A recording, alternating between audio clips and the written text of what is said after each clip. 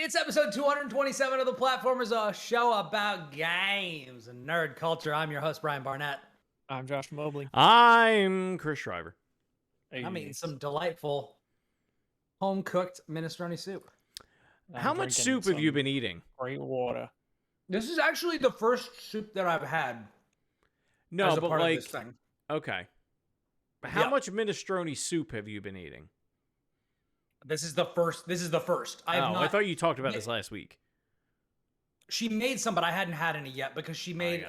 My wife Audrey made some incredible marinated chicken rice bowls. Yeah. We started with white rice. We made brown rice last like a couple days ago, and then it's just that, and then like some like mixed lettuce and cabbage, and then some bell pepper slices, and then like this special like orange sauce that's got like I think pickles and stuff in it as well, and then the marinated chicken that's really really good. And then I've been adding like roasted garlic broccolini or Brussels sprouts in there as well with a couple of other things, and then I mix it up and it's freaking delicious. It's so good. The reason I ask is there was a I want to say it was a Podcast Beyond stint where Jared Petty was like, I'm losing all this weight, it's great, I've been eating all this soup, and they ended up going to the hospital because he had eaten so much soup, like Progresso, that his like he lost a lot of weight, but like he had so much sodium in his body that they were like, dude, like, you're gonna have a heart attack. Yeah. Also, this is not Progresso. This is homemade. Yeah, Progresso is also not great. It's fine. And like I used to eat a lot of store-bought soups when I was like in college and like after that. Yeah. And Progresso, I think it generally, like, to me, it tastes better than like Campbell's or something like that. But if you look at the sodium content, it is higher. Oh, it's insane. But it's meant to live on a shelf. Campbell's, funny enough. Yeah, the problem with me is the thing that I would really go with Progresso for was the like chicken noodle soup, and I find that the quality of Campbell's chicken is just it's too fatty, it's too gristly, it's not good at all. Well, yeah, I would have my favorite Campbell soup are like the vegetable soup and then cream of chicken. Those are good. Guys, I'm gonna be honest. My the majority of my youth was spent consuming SpaghettiOs. Oh my god. I do like SpaghettiOs. That is the type. Bad, that's the type of thing. Like, if you gave that to me now, I'd probably spit it in your face. Like, have you had them recently? I feel like they're disgusting. I had them. I just didn't have a palate then. I had a can of SpaghettiOs with meatballs the other day. Ugh. Okay, not the meatballs. Yeah, the meatballs. And when I tell you, I ate it, I felt unwell. Yeah. Was it good? I can't imagine it's very good. It wasn't. The reason why I did it is because Audrey loves this stuff. It's actually some of our emergency food rations. Well, it can't ever go bad.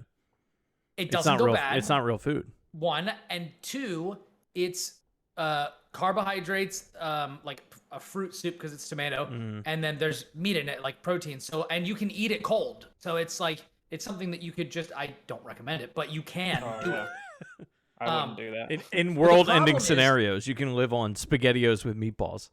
The problem is, and there's the other thing. There's the Chef Boyardee thing where they've got the ravioli. I greatly prefer the ravioli over that stuff. I'm not saying it's great. Disgusting. I don't know if I've ever had Chef Boyardee ravioli. Ever. I'm not saying it's great, but it is better than the SpaghettiOs. I'm telling you. And if you're having the SpaghettiOs with the meatballs, sure. If you're just having plain ass SpaghettiOs, they're not. What are you terrible. Kidding? They're gonna just wash right through you. You're not getting any nutrients, man. Hey, you're not. It's not about. I am living proof. It's about filling you up real quick. You can grow up on SpaghettiOs and make it in this world. Yeah, man. I don't get it. I'm not trying to yuck people's yum, but I can't do it. I'm not out there eating SpaghettiOs every day. I don't buy them. I just I probably haven't had them like in 20 years. Yeah, I ate them maybe a year and a half ago just because I was curious and I was like, they're not terrible, but I don't need this. Yeah. Yeah. I could just make real pasta like an adult. Yeah. Yeah. It's not like that takes a lot of effort. Some onion in here. Yeah. Sir, no. Now, what we were talking about earlier the crazy thing about that is spaghetti with meatballs and that ravioli are both classified as green foods under the wellness program that I'm doing. You're doing Noom. I'm doing Noom. Yes. Which I was just telling the boys before we started recording. I've actually, since I started the program, I've actually lost 9 pounds on it, and it feels great. But I think we're gonna do it after I'm done doing The Office. We're gonna get into it. Yeah. Yeah. I recommend it. It's been really good, and we can swap some recipes that have been choice. Hell yeah. But I can't believe when Audrey told me that Chef Boyardee's SpaghettiOs with meatballs and Chef Boyardee's ravioli were both categorized as green foods, which is eat as much as you want under your like caloric budget. I was like, you have got to be shitting me. It's outrageous. When I did Weight Watchers, I probably told this story on the show. When I did Weight Watchers a couple years back, I realized that because of the new point system, you could go to Chick-fil-A, get grilled nuggets, a fruit cup, and a bottle of water, and the whole meal was 0 points. And once I realized that, I was like, I am not doing Weight Watchers anymore. Yeah, you're like, this doesn't work. Yeah. Yeah. Yeah. Although I will say, if you go to Chick-fil-A and you eat the grilled nuggets, monitor how you feel afterwards, because I did not feel great. Oh, really? I've never felt good. I haven't eaten at Chipotle in like a decade because Not Chipotle, Chick-fil-A. Oh, Chick-fil-A. I don't eat there anyway. Yeah. But because it's not that good. Their regular nuggets, I think, are really good. Specifically, I will go to bat for Chick-fil-A on the spicy chicken sandwich? Spicy chicken deluxe sandwich, no cheese. So this is the spicy chicken sandwich with all the vegetables, but without the cheese, because the cheese, it just makes it stuffy and sticky, and it cuts the spice. And we don't want that. That's not what I want. We don't want that. We're here for the spicy. If I wanted to cut the spice, I wouldn't be buying a spicy chicken sandwich. I would have bought the regular chicken sandwich. But the vegetables at Chick-fil-A are so crispy and so fresh. The tomatoes and the lettuce are always great. I was at Wawa this morning, something that none of you people know about. And they now have... I know about it. Well, yeah, you've had it. I'm sorry, you've had it. But you don't have one near you. They now have a spicy... No, they have a chicken sandwich. They don't have a spicy chicken sandwich. Because I feel like everybody's trying to get in on this. The chicken wars? Yeah, everybody's got a fried chicken sandwich they want to give out, and nobody can beat the Chick-fil-A chicken sandwich. No. It can't be done. Yeah, they can. It was called it was called the Popeyes Po' Boy, which is no longer on the menu because they put their other chicken sandwich. Their new chicken sandwich. And everybody's like, they're like, it's so good, and I'm like, this. First of all, A, this isn't that great, and B, they took out the Po' Boy, which was the best thing on the menu for this. You cannot imagine the rage I still feel. I guess you can, because I'm expressing it. You're telling us about it right now. I don't need to imagine it. You're showing it to me. They got rid of their best product. You know what's great is that within 15 minutes of me, there is a Church's chicken, there is a Popeyes chicken, there is a Chick-fil-A, and there's a Cane's. Like I don't know what most of these are. I'm set. You don't know what Popeyes or I have Popeye. I don't know what Church's. I've heard of Church's. I've never had it.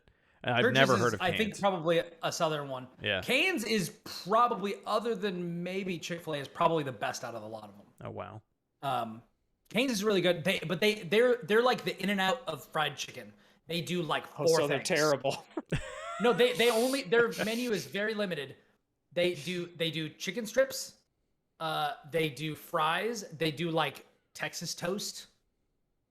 Which is like garlic, like really big slabs of garlic toast. And that's what they do. Do you guys have Smash Burger near you? Yeah, we just got one. Yeah, their spicy strips are pretty good. Yeah, this is a video games podcast. It is a video games podcast.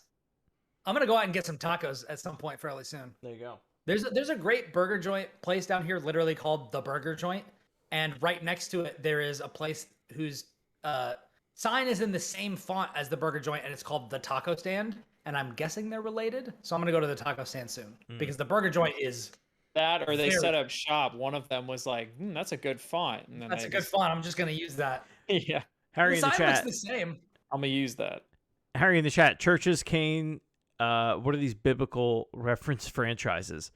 Hey, Harry, I live in the South. yeah, really. Harry, what is your like chicken sandwich? Like if you had to pick the best chicken sandwich around you, which one is it? Everybody in chat, if you've got a great chicken sandwich place that you go to, where is it? Yeah, where Tell is me it? where Let me tell you why you're wrong. And what region do you live in? What region of the United States or abroad? Where do you live? Because I know that there's some people out there, that would swear by, Nando's being a chicken place. What's the one with the bumblebee? It's like a bumblebee or a ladybug.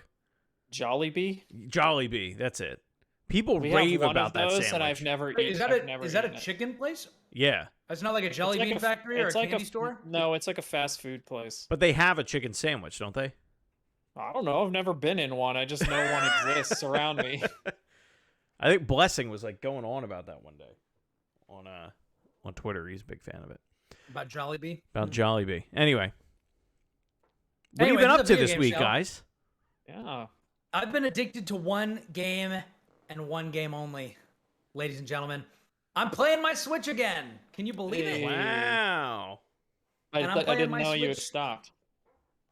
Yeah, there hasn't been anything worthwhile playing on this thing in like forever. Unless you for have a me. backlog. I think the last game that I probably played on this was like Metroid Dread, I think. Maybe? Hold on, let me look back. I don't know. Yeah, I probably. haven't played mine in a while. Probably Metroid Dread. Yeah, probably Metroid Dread was the last game I played on my Switch. No, I've been playing this game called Variable Barricade, which is also available on PlayStation Vita. And I was given a review key for this, and it is, I believe, let me actually look up the term so that I don't get it wrong. Let me look up this. This is great radio. This is great radio. Not a Okay, spicy so chicken the- guy, but Garden City Bistro is some of the most bomb-ass chicken sandwich with gorgonzola cheese and balsamic in Long Island, New York. Okay. So Variable Barricade is what is called an otome game, which I is, don't know what that is. I'm going to explain it to you, so don't you right. worry. Don't you worry, little baby birds. I'm here to feed you. So the idea is you play as this woman, right? You play as this woman, Hibari Tojo. And the whole premise of the game is that she's a high school student and she is simultaneously proposed to by 4 guys that she does not know. She's like the upcoming heir of a very powerful family, and it seems like her grandfather has set this up. And she's now being forced to live in this vacation home with these 4 guys, with the understanding that one of them will end up being her husband. This This sounds sounds like like some Three's kind of Company. reality show. Yeah. Or like The Bachelor. Something like that. It's kind of like The Bachelor. Yeah. So it's a Except- visual novel? Yes, it's a visual novel. I'll pull okay. up some.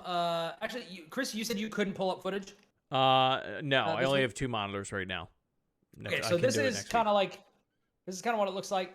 Yeah, it like looks the like art's a really good. visual novel game with Yeah, anime. the boys in it. art's really really great. You're trying to find out who, if anyone, is going to be your husbando. And the cool thing is that this character is like totally against the whole thing, and So- so she's basically trying to sabotage all of these guys from the jump. Is it you get to choose? Like, is this a dating sim where you Kind get of, to yeah. choose the guy, or It's are a you just dating watching sim it where play the main out? character. No. You're making choices. Okay. It's a dating sim where you, the main character, doesn't want to be in a dating sim, basically. Interesting. So it's really fun, and legitimately this game is very funny. I've laughed a lot actually while playing this game because the hijinks are just ridiculous. But it's fun. Like I've played a bunch of dating sims or faux dating sims. I've played a couple of those. Doki Doki, one that we all love on this show. Doki Never Doki heard of it. Literature Club. Never talked about it. Still never Great. played it. Yep, it's really, really good. But this one is it's very interesting because from the jump, all of these guys are incredibly good looking in their own way. They all have like very distinctive personalities, as you would want in one of these games where you can like be like, oh, okay, maybe I would date this person or this person. But very shortly into the game, they kind of introduce a huge wrinkle for each of these characters, like a massive character flaw. And the idea is you're kind of the main character is working her way beyond that, like examining that, trying to investigate what's going on with each of these guys, why are they behaving these ways, all of this sort of stuff. And it's her and her butler who is her steadfast ally through this. And then being stuck in this house where people are always trying to date you, always trying to impress you, always being on all the time. I thought you said that I thought you were going to say that her butler is also her stepdad. That's No. very strange. No. But yeah, so her butler has been like with her since she was 9 or something like that. But it's really interesting. She goes to this very kind of uptight all girls school and really has very limited social experience and stuff. And so it's complicated because she's not super open with her feelings. She's very like reflexive in like a kind of knee-jerk get away from me sort of way to all of these guys. So it's very interesting. They're trying to do all these sorts of things to kind of win her and by extension you the player over.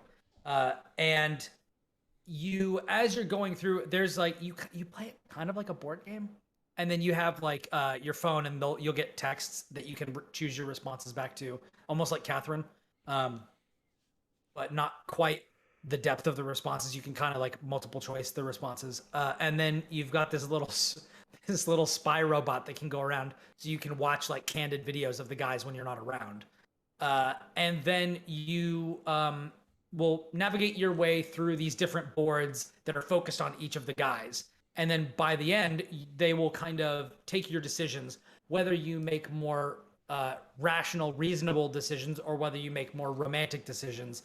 And then something will happen at the end, and then it will tally them up and kind of determine what the main character does. Whether somebody tries to kiss her, does she go for it? Does she not go for it? Like something like that. And then I am on the final board of the game. So I've gone, I think like 90% of the way through the main story, and I've done I've done 3 of the main guys' stories, and I'm on like the last one. So I'll definitely be done before the next episode, but I've played tons of it this week. Actually, let me look up how long I've played. I'm getting the vibe from this game that I get like the same vibe I got the first time somebody described like what it's like to play Animal Crossing to me, where they were like, yeah, you like have a house that you have to take care of and you have to garden, and I'm like, yeah, I do that now, and I do it like not because I want to, and but I hate because it. I have to. And I'm not that I'm sure it's fun, and as you get to know the characters it's better. It's just funny listening to somebody talk about it, or like we talk about any visual novel that is like this, or dating sim that can get like this. Another thing, and I'm not sure how to convey this by just talking about it without actually playing any of it for you. Sure. But the writing is like feels very like it's good. The writing is good. The voice acting is really good. The music is also very good. Like I get the music, like I'm just playing like the songs in my head like all the time, even when I'm not playing the game. Like it's just it's very catchy. And I don't know, like it's very like with any game, like, you know, even like when you're starting the first Uncharted game, right? Like you don't know Nathan Drake from anybody. But by the end of the game, you've spent enough time with him that you're like, I kind of have a feel for this guy and like what he's like and what sorts of stuff he's gonna say and do. And then when you bring that into the sequel, it's like, man, like I'm excited to spend more time with Drake and Elena. And that's kind of how I've been with this one. I'm kind of like, I'm really getting a sense for Hibari, and I like her. Like she's a cool character. And the guys, while initially I'm like, my God, could you, like, at least 2 of them are like, you guys need to shut the hell up. Like I cannot listen to you guys. And now I'm kind of like, there's one of them that's still kind of that way, but like all 3 of the other ones that I was initially like very, and actually ironically, the one that I'm still kind of like, get away from me is the one whose story I haven't done yet. Like they add like a good amount of depth to these characters, and by the end of it, I'm like, okay, you might not be for me, but I get why you are the way that you are, and like we're cool. You know, it's not, so it's I don't know. The game is about the main character potentially warming up to these guys, and I, as the player, am also doing that. So I don't know. It feels like it's very successful to me at doing what it's setting out to do. And I'm having a blast with it. So, Well, good. Happy for you. I'm glad. I'm not I'm a visual definitely novel person. gonna let you know when I'm actually done with it next week what my final thoughts are. But right now, Who will get the final rose? I have an idea. Will you accept the final rose? Oh, there you go. I've got an idea. Of who I'm gonna have Hibari end up with. But there is like a couple of things that are happening where like there's somebody that she's like meeting with in secret whose identity I think is like Deep one of the other throat. people. Batman. So I think that there's something sneaky going on here that I'm excited to figure out. But Can you date Deep Throat? Can you reject all of the men? Ew. Oh my god. You know what I mean. Yes. You know what I mean.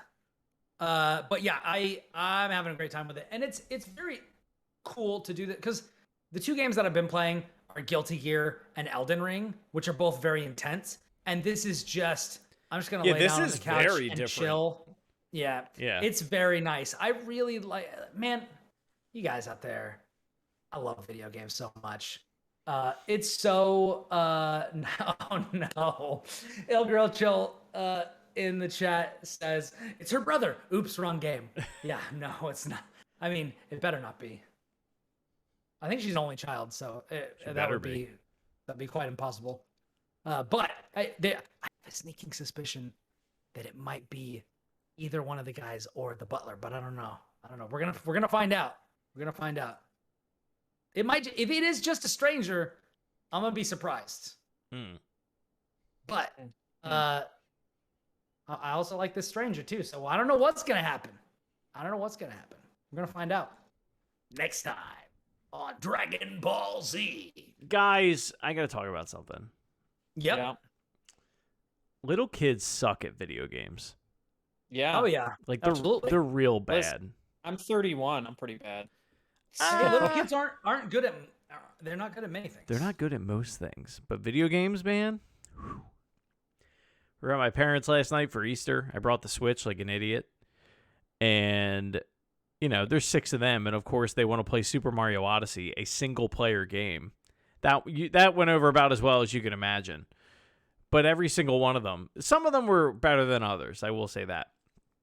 But like, then you get the one that's never like, I want to play it. Never played a video game in their life, and they've got both joysticks and they're doing this where they're moving both of them at the same time, so the camera's going all over the place, and then the characters running all over. It was a long night. They don't have those fine motor skills. No. They have motor skills, and they just got to go pedal to the metal all the time. Yeah.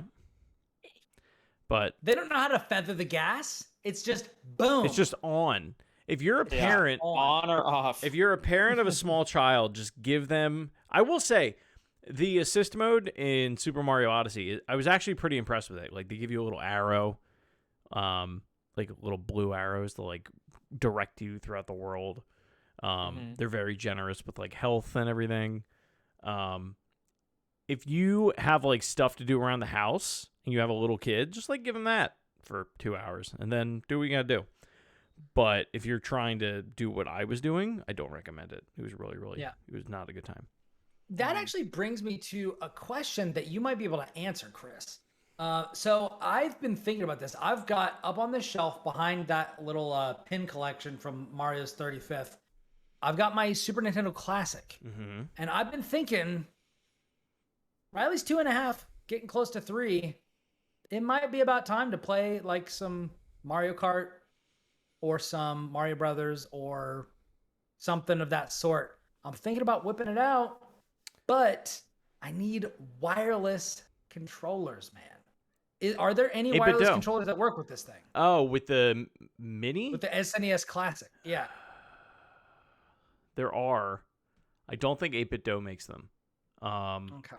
They Does Nintendo make them? no. Yes, Josh. I saw that. What?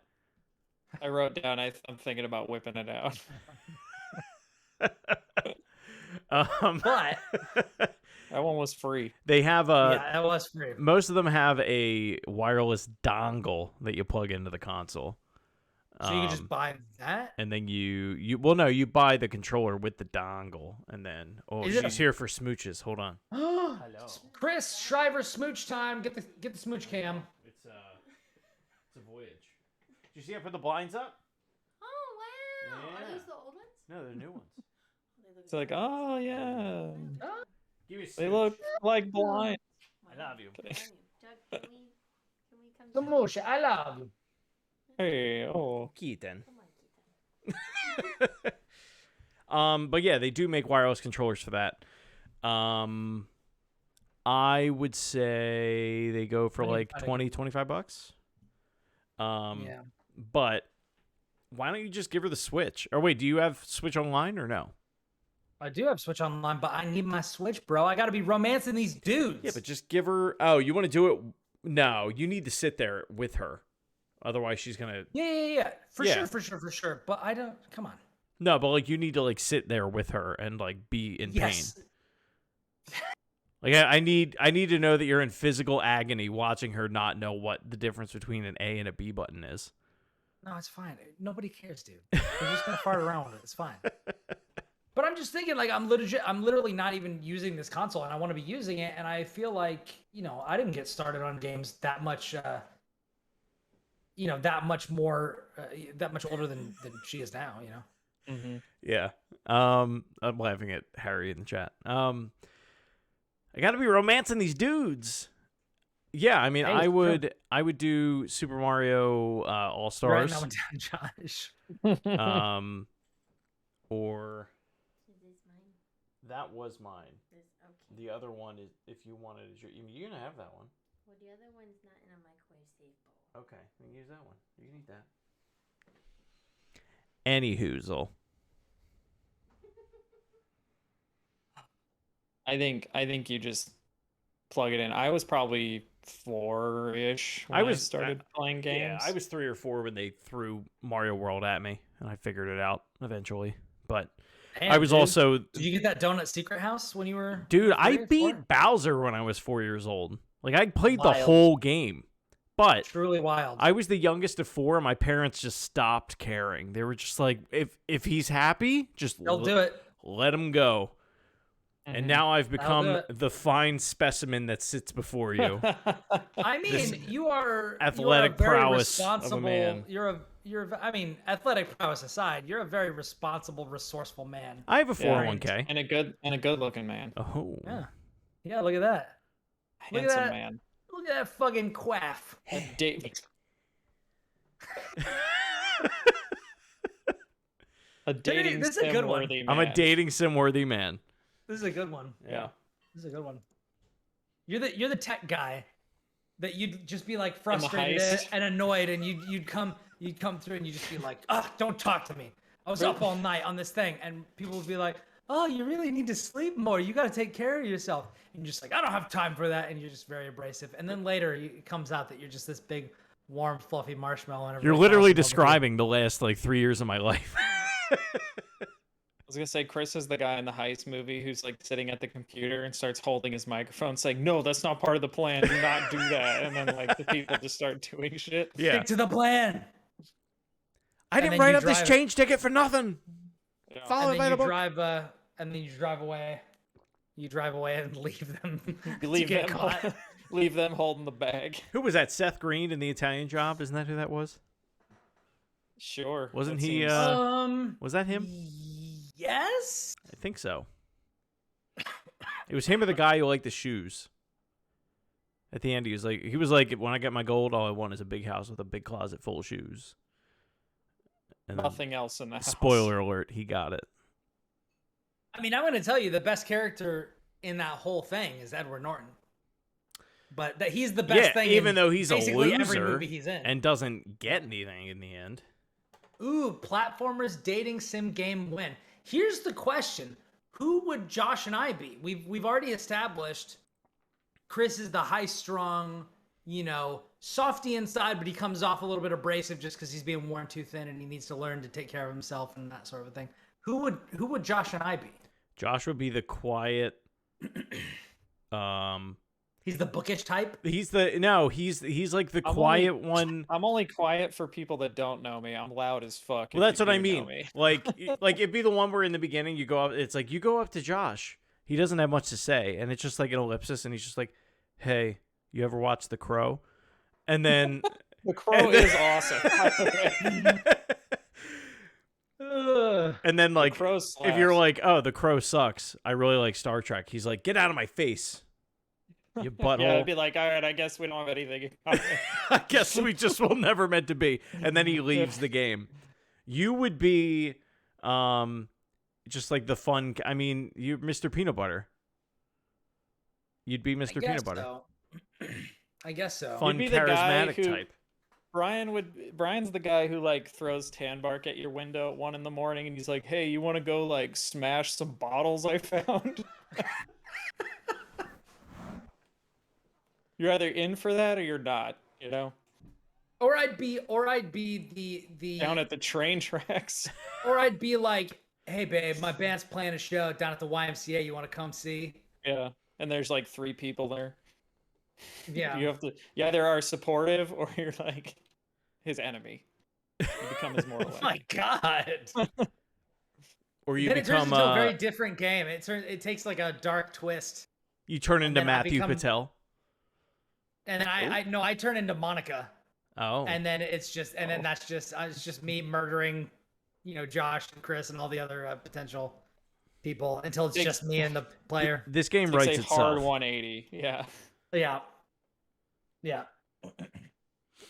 Well, this is a video game podcast. this is a and we video talk game about what it would be like if we were each in a video game. Yeah. We did talk about one video game so far. Josh, what have you been up to this week?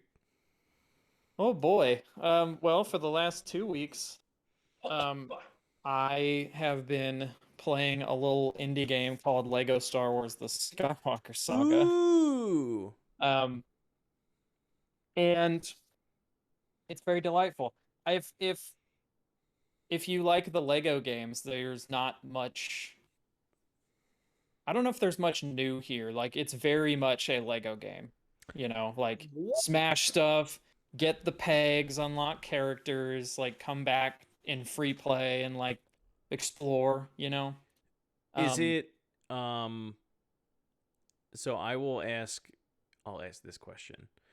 Mhm. When I play Lego games now, and I wasn't always this way. I feel like within the last like 5 to 8 years it's gotten like this. I will play for about a half hour and then I get really sleepy. I think it's just because it's just like press X and you just do Yeah. that forever. Like, is there a little more to it? Are the puzzles, There's puzzles, and there's are they annoying? I wouldn't say they're annoying. I would say Okay. they're very simple. Yeah. There's puzzles, there's more like exploration, like when there are parts in the stories where it's like a slower part of the movie and they kind of just give you a big like map to roam around in. Like they're like, we're gonna go to Mos Eisley, and you go there and you can go right into the canteen, the cantina, but like there's also just you can explore Mos Eisley and there's like upgrades to find and collectibles to do and all that stuff, and then you can continue the story whenever you want, so it lets you kind of pace it out yourself. Me, I'm just like plowing. I'm like, I'm going to the next thing. I don't really care. Which it's kind of nice because each of the episodes so far is maybe a little over an hour. I haven't beaten them all. I beat the prequels and then I beat episode 4, and then I didn't really play this weekend because I had stuff going on. But Dang, so the game's pretty short then. yeah, I think if you want to just like if you literally like I'm playing where you just run to the next like story thing and just play, I think you can beat it in Probably like 10 to 12 hours. 12-ish hours. Yeah. all 9 episodes. If you want to go back and free play though, It doesn't have like Solo or Rogue One or anything like that. no, it's just 1 through 9. Yeah. It's literally just the Skywalker Saga. Now there are characters from like Mandalorian and other things, and there's all the, like the Lego games always have. They have all the like really obscure background characters are like playable and stuff. Yak face and all that sort of stuff. Yeah, but Yaddle. you gotta unlock them. God, But and you play as Yaddle? What is the I difference? think so.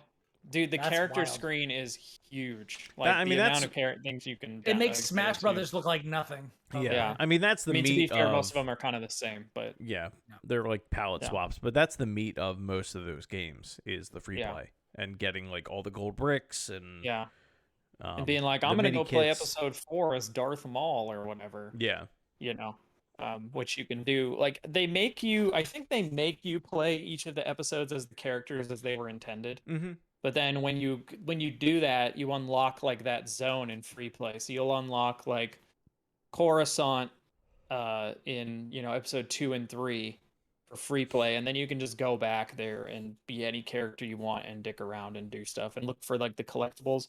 There's a bunch of collectibles. There's mini kits which combine into different ships because there's a whole like space area now too where you can like warp speed to other planets and stuff, and there's like actual things you do in space. So like when you're doing the trench run in episode 4, you're actually like you're piloting an X-wing and like shooting, and there's all this stuff. That's cool.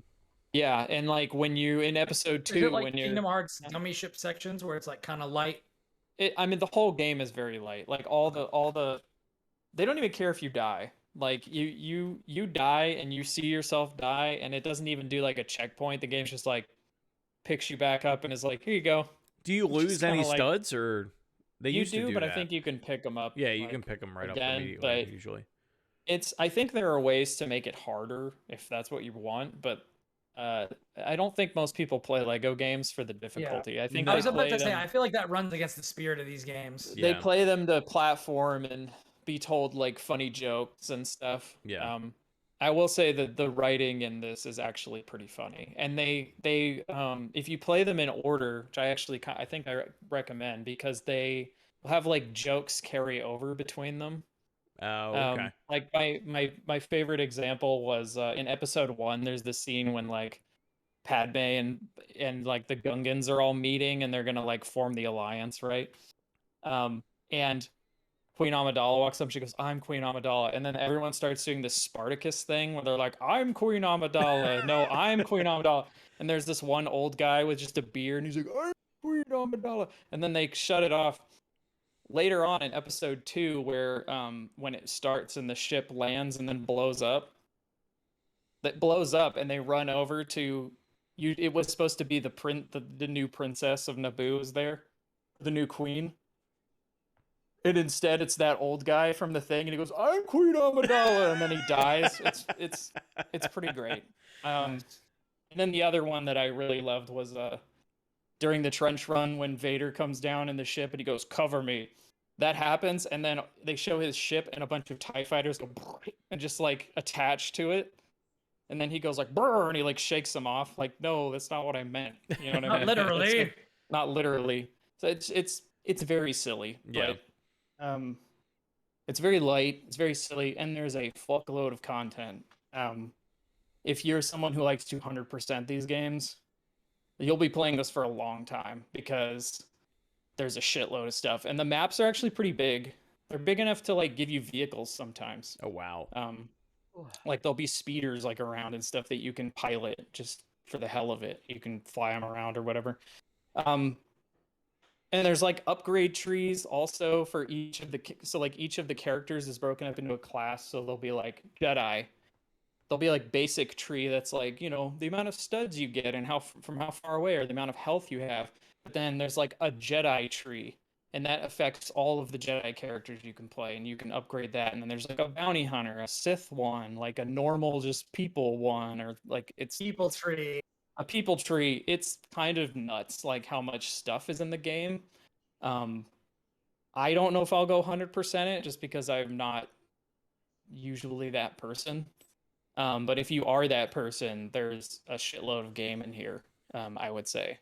Like a ton of replayability. And the fact that the episodes are really short, I think is also great. So when you're like, oh, I'm gonna go replay episode 5, it's not like this whole multi-hour thing. You're like, oh god, that's like you're maybe signing up for an hour and 10 minutes, Oh wow. you know, for just if you're just running to the end, Yeah. or running to the next like thing that says continue the story, and you say yeah, and you do stuff, right?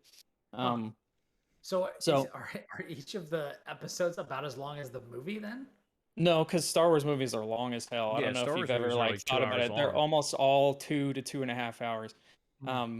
I think Last Jedi is technically the longest one, and it's about I think it's 2 hours and 40 something minutes. I guess I never really pay attention to how long they are. Yeah. Well, it's I don't know. They've always been really long. I only really pay I attention think the to shortest stuff one might be for like episode 4. Avengers length. Like if it's like Endgame or Infinity War, where I'm like, They've- God damn, this movie never ends. Well, I think we've Or, also like, the gotten Batman. used to movies being 2 hours and change long. Like, It's been a wild thing. We were watching some movies lately, and Audrey was like, "It's over already," and I'm like, "Yeah, it's not. It's like an hour and 20 minutes yeah. or something." Venom 2 it's did like- that, where it was an hour and a half Yeah. long, and I was like, "What? We're done? Okay." Like, we Like, wrapped yeah. this up For very that. quickly. Yeah, I like that a lot more. I like sometimes there are good movies that are long, but sometimes I'm like, you can overstay your welcome for like what this thing is. Like Oh, yeah. sometimes I just want to I get feel like in and even out, the you know? Batman did that, where I'm just The like, Batman, man, we we talked could've- about that in our spoiler Yeah, cast. we We're did. like, this could have been 30 minutes shorter. I'm I very think. excited to rewatch that now that it's on Oh, HBO. fun. same. Yeah, Yeah. actually, yeah. The other Hobo day, Max. Yep. we got our Hobo copy of No Way Max. Home. That's what my friends and I call it. We got our copy of No Way Home, so I actually sat down with Audrey and like we watched it, and she saw it for the first time, Yeah. and I was like very excited to see it again, and I really enjoyed it, and she was like, "Okay." It was a And I'm movie. like, dang, that's it. I'm like, man, I had so much fun with that one. She like laughed out loud. She laughed out loud. Spoiler alert for Spider-Man No Way Home. I'm gonna give you like 5 seconds. 5, 4, 3, 2, 1. We were watching the thing, and she and Ned opened the portal, right? And then Spider-Man came through, took off the mask. It was Andrew Garfield. She like as that scene was like going on, and like kind of coming to a close. She like looked over to me and she's like, "Am I gonna have to look at Tobey Maguire's fucking face?" And I was like, "That's amazing." And also, maybe, I don't but know. yeah. Why don't you wait 80 seconds? Why don't you watch Yeah, the movie? exactly. Yeah. Yeah, but I that was fun. That's awesome. I've had people ask me questions like that during a movie, be like, where they guess the twist. They're like, "So is he the murderer?" I'm like, "Can you just like watch? Can you let this happen and then we'll It's talk fine about to have it? these theories, but I'm like, do you want me to tell you and like just we stop watching, or Yeah. like what do you want me to say, right?" The thing Why that's don't you annoying go on is when, Wikipedia? is Yeah. when If you're gonna ruin is it when for people yourself. ask me questions like that, and I'm like, "Do you want me to tell you?" And then they're like, "So it's yes," and I'm like, "No, I'm asking if you want me to tell you, even though it is yes." But like, you get what I'm saying, you Yeah. know? It's like come on. But Anyway, all that to say, Lego Star Wars Skywalker Saga is very good. And one of the things that I would say that my favorite thing about it is that if you're someone like me who wants games to just be shorter, this game can be short. If Yeah. you're someone who's like, man, I want the game I spent $60 on to be like 60 hours or something, you probably could get a good 30 to 60 hours out of this game if you went and tried to get literally everything, because I guarantee you, like I understand like people right now are listening to me say like there is a shitload of stuff to unlock.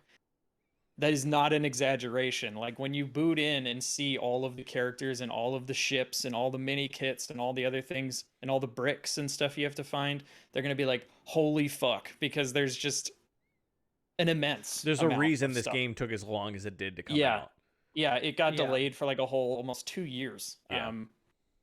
But yeah, I recommend it. I think if you're, traditionally I'm not super into the Lego games. This is the first one that I've been like, oh yeah, this is cool. Like I actually kind of appreciate it.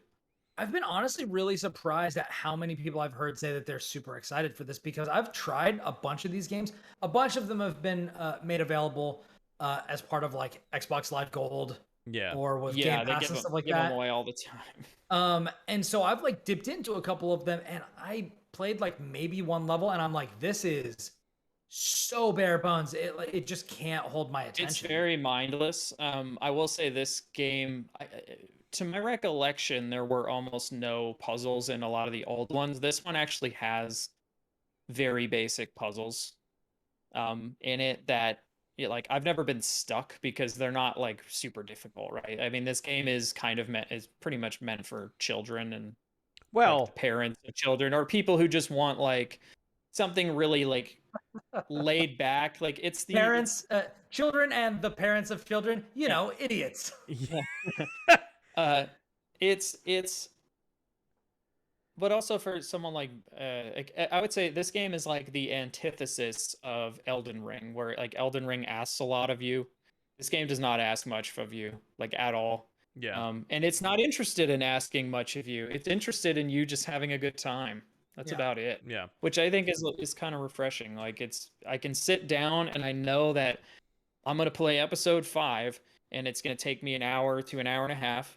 And then when I'm done, I feel like I did something, even though it wasn't like I wasn't super challenged or anything, but I still had a good time. I laughed at the jokes. I actually do think that the jokes are pretty funny, like what they do, because they have to rewrite a lot of it, like, and also like they took like all the youngling thing out of episode 2. Like they take some of the stuff out, like the beheadings are gone, Yeah. sort of. They happen kind of off screen. Now they take that stuff out. However, I don't know if you saw, you can slash up a kid real good with a lightsaber and use it to You can. cross gaps. Yeah, Yeah. I have seen that, and it's And pretty I will funny. say, counterpoint to your, this game doesn't demand a lot of you, unlike Elden Ring. Elden Ring can be shorter than this game. I don't know if you guys saw, but somebody's beaten it I in did see. minutes. under 7 minutes now. Wow. Oh my god. That's wild. Yeah, but Can you- doing can that you- is very demanding. Yeah. Yeah, And requires extensive knowledge, whereas fair. But I think You that's can I think walk that's into a fun a thing. the Lego Lego game and it's like, yeah. it hit And I- X, hit X to hit things, use B to use the force. Yeah, A, you can jump around, and then you watch the droids make funny jokes and then they explode or something. Yeah. yeah. There was a great one.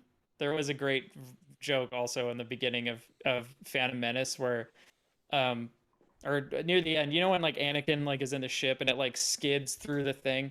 Mhm. So it's like in the middle of that, there's all these droids and one of them's having like a retirement party, like a surprise retirement party.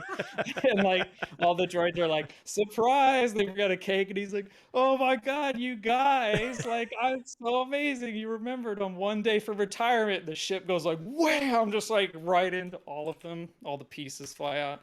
It's very funny. Gentlemen, we have been blessed by the presence of IGN's own Mark Medina in our What's chat. up, dude? What's going on? Yeah.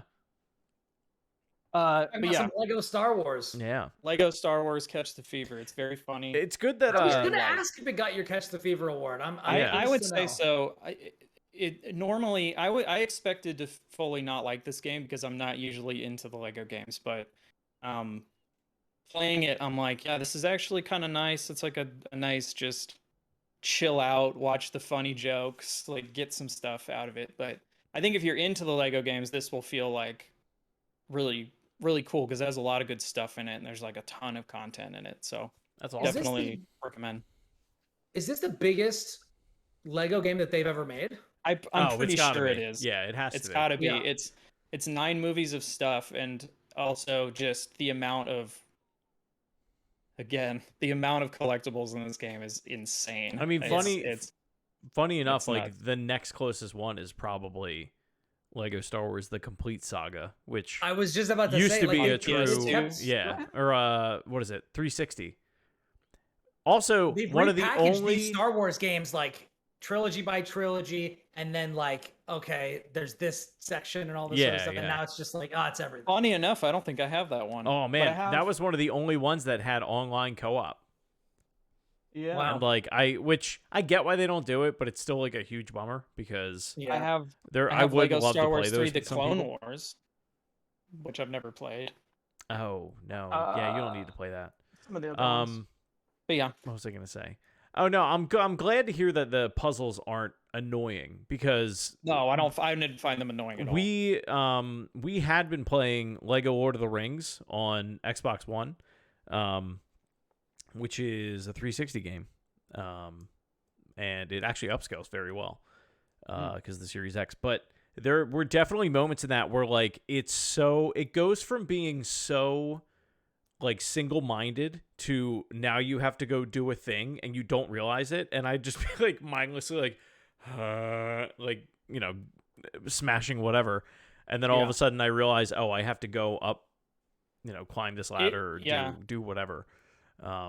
It tells you where you need to go next, and it also doesn't put you that far away from it. Well, that's good. So if you're trying to just like I play where I'm just trying to get through the episode, like the minute you get to Mos Eisley, it's like walk literally across the street to the cantina to continue the story. But then they're kind of like, also Mos Eisley's pretty big if you want to like go dick around and like get pegs and like find stuff, because there's whoa. whoa. That's what they're called. Chris, your mental fortitude will be more than enough for the challenge. Remember, as Josh said, this is made for children and the parents of children. Do you think I can do it? You can do it. Anybody. It's made for fools. You fool! I will say I haven't done any of the co-op at all. I mean, that's mostly, at least when Jess and I started dating, that's why, like, how we call each other bub, that's where that comes from, is Lego Marvel superheroes when Wolverine just calls everybody bub, but that's true. He's like, what are you doing, bub? That game, that's probably a close second as far as, like, giant Lego games. That's the last one that I really, other than Lego Dimensions, that I really got my teeth into. Where it had like a huge character roster. And I feel like the Marvel games and the Star Wars ones, it's very obvious as to like what your character's abilities are, and what they're able to do. Whereas like Lord of the Rings was very like, okay, he's a man and Gimli has an axe and they can both hit things, but one of them can't hit it the right way, but he has a different type of sword. Like it was very like specific. Whereas Star Wars, it's like, get the guy with the gun. Yeah. Hey, so I just Googled it. There are 500 characters in this game. Wow. That's outrageous. 500 unlockable characters, That's which wild. is nuts. And that's just the characters. That's not the ships and the other stuff. Yeah. But, that's really cool. Yeah, it's nuts. So, catch the fever, check it out. It's truly wild. I definitely think if you're not like someone who's super invested, you can probably wait, because I figure the Lego games go on sale a lot. Oh, that's a good Black Friday game for sure. Oh, if you're like it'll on be the like fence 20, about it. $30 on Black Friday. That'll be like a GameFly special. Then it's like the amount of content you get will be even more worth it, because it's just it's pretty beefy. Yeah. Or wait 3 years and it'll be on Games with Gold or something like that. Yeah. Did they give away Series X games on Games with Gold yet, or is it still just like random 360 games? I feel like every time I look at it, it's always some random 360 game. They've done some Xbox One games, but I haven't seen any like proper Series X ones yet. They're not at that point yet, maybe. Yeah. I guess they figure they have Game Pass. It's like, if you want it, yeah, I mean, you get so many over there, Yeah. The incredible value. Wow. But yeah. Have you heard? Yeah, and after I finish, I've also been doing. I talked about this, right? Cruel King and the Great Hero. No. This is a NIS game. NIS sent me a physical copy of this game. It's the follow-up to the oh my god, that princess game. Hold on. Fat Princess. No. We were just talking about it last week. Bring it back. Mm-hmm. Remember when they made a second Fat Princess on the PS4 and how disappointing Liar it was? It was. I was super into the original Fat Princess. It was very fun. Yeah. The Liar Princess and the Blind Prince. Oh, yeah. I remember when that game came out. This is the follow-up to that. This is the Cruel King and the Great Hero. It's really, really good. I think I talked about this last week. Did I talk about this last week? I've been playing this with I don't Riley. think you did. No? I don't think you did. No. I am several chapters in. It's E10 plus. which it's fine. It's like I've been playing it with Riley, and she's only 2.5, and it's been fine. I don't know if it gets scary later on or something like that, but it's a really sweet game. You play as this little girl named Yu, who is the daughter of the great hero, but she's being raised by the Dragon King.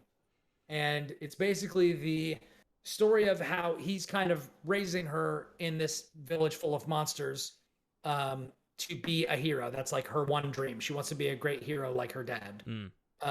And so she goes around, and it's kind of like, man, it's even more, my first RPG than like Pokemon. It's very like walking down straight lines, side scrolling, random battles, very minimal, sorts of stuff that you can do. But it's like, it's all kind of well done, attack, guard, special skills. But each turn you recover 1 mana point, and then like my most powerful ability costs 4. So like I can keep doing it, maybe once, twice a fight, a bunch of times during boss fights. It feels very well balanced in that regard. But it also tells like a really cute story, a really sweet story about a little girl who's being raised by this Dragon King who really cares for her, and it's just incredibly sweet. And I like it a lot. It's been really fun. And the kit that they sent me was actually, I think, the storybook edition, and it came with a little doll, like a little plush of the great hero, and Riley, of course, loves it. Oh, nice. And that's cute. The great hero has like, she's got like a little upside down pot on her head, and she carries around a stick just like Riley does, and is like whacking things with it. That's like her sword or whatever.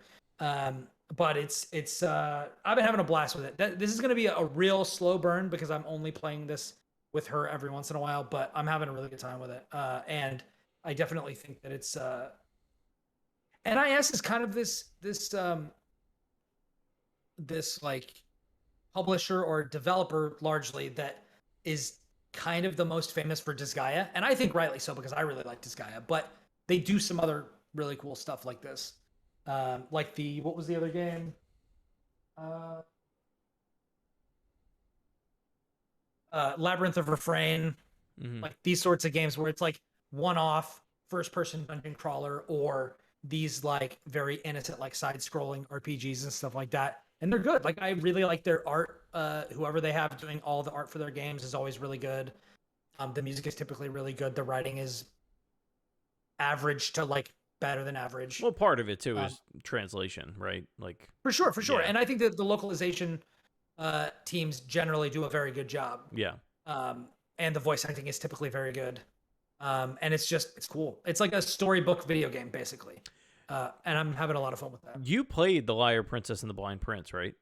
Yes. How was that? Yeah. I liked it. From what you recalled. You liked this doesn't have, that was more of a platformer. Yeah. I wanted to play like, that. I remember the trailer at E3 a few years back, and it was just one that got away from me.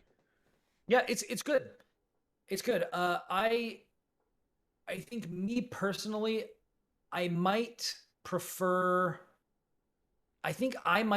personally prefer the kind of gameplay of Liar Princess. But the story of the great hero I like it a lot. Like it's got me. Yeah. It's very obvious to me like what's gonna happen. Like it's not like some work of high art, but like I think it's very heartfelt, and it's enough where you're invested in. Yeah, and I think that like much like me playing Variable Barricade right now, where it's just like a complete tonal shift from playing Elden Ring and Guilty Gear. Like this is another thing where it's just like this is something that I've got. I can pop it on the PlayStation and sit Riley down on the couch, and we can play Great Hero together. And if she wanders off, not a big deal. We can play a little bit here and there, and it's just good fun. But I wanted to just kind of give that a shout out because this is going to be one of those games that takes me a lot longer because I'm specifically playing this with her. Yeah. But so this is like probably the most unusual review that I've done, but I wanted to be deliberate with that because when I got it and I was kind of like opening up the box and stuff like that around Riley, like she seemed interested, and I was like, it's for everyone. And I can, we've been watching like PG movies with her. Like we watched Back to the Future with her, Mm-hmm.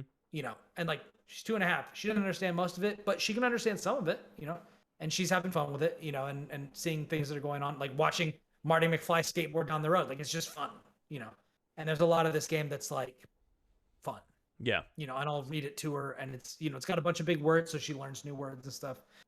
I wouldn't consider this an educational game, but it's fun playing it like that. So Honestly, a game that I would recommend that you pick up that the two of you could enjoy is Kirby and the Forgotten Land. I have the demo for that, and I've been liking it. The co-op that they have in that is like very like it's simplistic, but it's like purposeful. Like it's meant for like that a parent could play with their child. But they do a really good job with making sure that player 2 has enough to do. Like they can, fight enemies and stuff like that and kind of get used to running around in the world. But it doesn't impede the first player from progressing through the game. Like they do that teleport thing where if player 1 keeps going, that player 2 is just going right along with them. And kind of moving them through the story. And that might be a good one not for like her Mario Galaxy or anything. Right. Like Well, and like Super Mario Odyssey, it was like, okay, you can play as Cappy, and it's like, yeah, but then like you're impeding upon the other person's ability to actually play the game. I think the only thing that could be frustrating with that, with Kirby, would be if maybe she got an enemy that had an ability, like killed an enemy that had an ability that you wanted before you got to them. But that would probably be a really good game for her to just get like the movement down in. And I feel like it's very cute and like easy to follow what's going on. Oh so, yeah, like, and it's long. Like Jess put like 20 some hours into it because she went to get all. I mean, she's still wrapping up the final few, but she got every Waddle Dee. Like she absolutely loved it. Cool. Yeah. Yeah, I'll keep that in mind. I do think that after I finish Variable Barricade, like it's kind of, I'm probably going to spend a bit of time with my Xbox, like whether it's Tunic or whether it's finally playing Guardians of the Galaxy or whether it's there's like 4 or 5 legit really good games on Game Pass right now that I have not dipped into.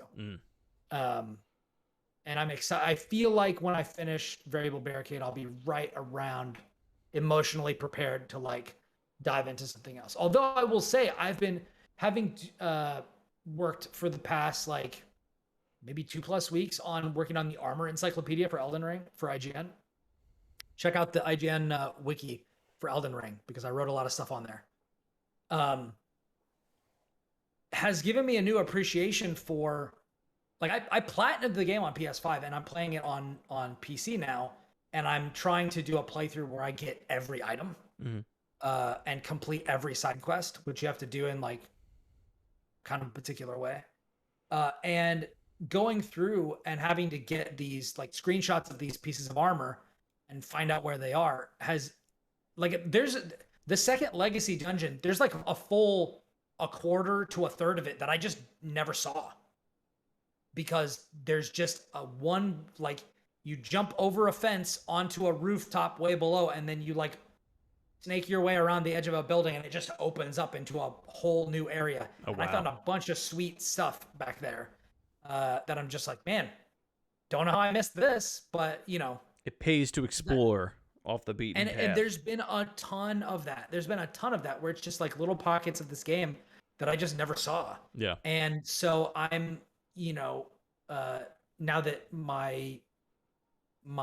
I'm set up to do all the stuff that I need to do for work on PS5, on PC, I'm playing with different people and I'm playing at a slower, more deliberate pace. And it's giving me a different level of appreciation for this. And Elden Ring has only risen in my estimation. Like this is already the game to beat for Game of the Year for me. And I have no idea how anyone hopes to top it. For me personally, like I know there are plenty of people who didn't like it, but I think I think you're exactly right. I think it is the game to beat. I don't know that anybody's going to be able to now that Breath of the Wild 2 is coming out. We got to see what comes out, Yeah, there's a lot that we don't know year. about this year. I'll be real. I don't even feel like I'm looking forward to anything this year. Like, yeah, The only thing that's yeah. even on my radar right now is like, oh, the Dead Space remake, but that's next year. So I'm like, Yeah. I'm excited to get my can't- Steam Deck nothing still, to, and that's you know. it. Yeah, basically. Yeah, that's it for me. Yeah. My most anticipated release is a hardware release, and I'm gonna be real, and I'm not trying to be inflammatory because you guys know how much I enjoyed Breath of the Wild. Mhm. I still think it would be a tall order for Breath of the Wild 2 to beat Elden Ring. I wouldn't be surprised if Elden Ring is part of the reason that game is delayed. I mean, I Like, don't know about think that. so. I don't think so. I wouldn't be surprised if they looked at it and they were like, "We need to go back to the drawing board on a few of these things because of this game." I don't believe I don't Nintendo think does. so.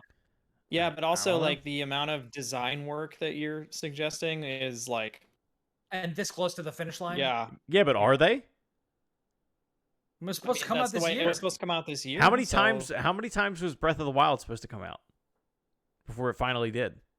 Not many, because I think they just kept showing it and saying, "Oh, it'll be out at some point." Like, you know what I mean? Yeah, It's I don't know. different when they say it's going to be out at a certain time, and then it's not. Yeah, But when they just keep showing the game and going like, "Yeah, you know, when it's ready," like kind of like a Diablo 4 situation where like that game, that game's never. who coming the out. hell knows, Yeah. right? I don't You know why. This is a deep cut. I don't know if anybody's gonna be able to follow me on this one. But when you said it'll be ready when it's ready, all I could think of is Chris Farley from Coneheads when they show up to get their car, and he's like, "I'll tell you, it'll be ready when it's ready. Why don't you go out there? I'll call you when the car's finished." Like, God, man, love that movie. That is a deep cut. Yeah. But anyway, and again, I'm not trying to be inflammatory, but like think about the accolades that Elden Ring got. Think about the ways that people are talking about it. Think about what it would take for Breath of the Wild 2 to even match that level of discussion. In not only in contrast to Elden Ring with Breath of the Wild 2 itself, but in conversation with Breath of the Wild 1. That is and then think about what it would take to even to go above that. I Like, actually think that's a more interesting topic. Is that like what does Breath of the Wild 2 have to do that 1 didn't do to make us all be like, oh my god? Because like they could come out and they could say, okay, you have a few new abilities. It's largely the same game. it's the same and I'm not- world and the same characters, right? So like, But like, and are I'm the not areas saying, going to be the same. and If I'm you go not saying they northeast, need is it still going to be to. the lakes. Yeah, like I'm not saying they need to Majora's Mask it. I don't Yeah. want them to. I don't either. Yeah, but I do wonder like how different does that game have to be? Because like really, I think there's a Different very enough good that chance. they won't even tell us the name of it. Right. Like I think there's a very good chance that game comes out. I think most of us will love it. And there's always going to be haters out there, but there's a very good chance that we're like, yeah, it's more Breath of the Wild, which I haven't played. And if you haven't played it since launch, like it's going to be great, being able to do that 6 years later, which is a crazy sentence to say.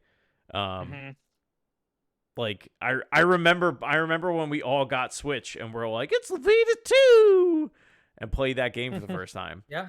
Yeah. I was at IGN when that game came out. Yeah, that is wild to think about. I had to work on it all day and then go home and then play it more. Quick question, because you had said that Switch was the Vita 2, which I think largely is true, except the Switch is successful. Yeah. But do you remember the Vita having the weird like loading time and performance issues that the Switch has had? Do you remember? Sorry. I You remember. remember? It did I with. remember. I mean- Don't worry. It did with certain games.